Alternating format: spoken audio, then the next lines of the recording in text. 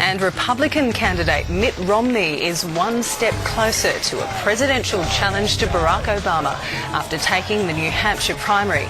Romney received 40% of the vote ahead of Ron Paul and John Huntsman. Well, political analyst Harry Melkonian from the US Studies Centre at Sydney University has been following the race in New Hampshire. And while he says it was an impressive win by Mitt Romney, he isn't home and hosed just yet. He's certainly in a very good position. He's certainly where he'd like to be, but he's by no means where he needs to be ultimately.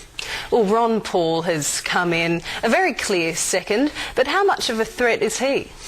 Realistically, not much of a threat. He represents the libertarian wing of thought.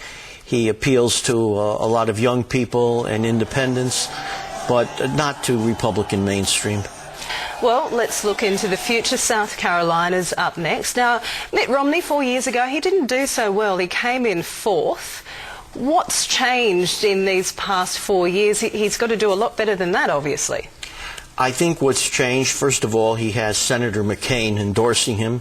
He has the governor of South Carolina endorsing him.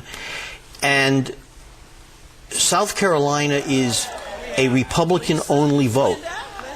And Republicans want to elect a president this year, and if he can persuade them that he's most electable, that might be enough. And at this point, we're seeing Newt Gingrich giving as good as he gets. He's throwing a bit of mud at Mitt Romney. How damaging is that? It didn't seem to change anything in New Hampshire. He's promising to release a film about Mitt Romney in South Carolina. Whether it does anything or not, we'll know in a week or so. Well, at this point, Romney is the clear front-runner, but how important is it for him to shut this race down very soon and try and galvanise the Republican Party, which is quite fractured at the moment? It's very important because Super Tuesday is coming up in the beginning of March, and to have that as a free-for-all could be very damaging because there's just so much going on all over the country. You don't want to have that out of control. What about President Obama? Would he want this race to be dragging on or cut short? I think he'd like to see it dragged along for a while and let them all draw blood from one another.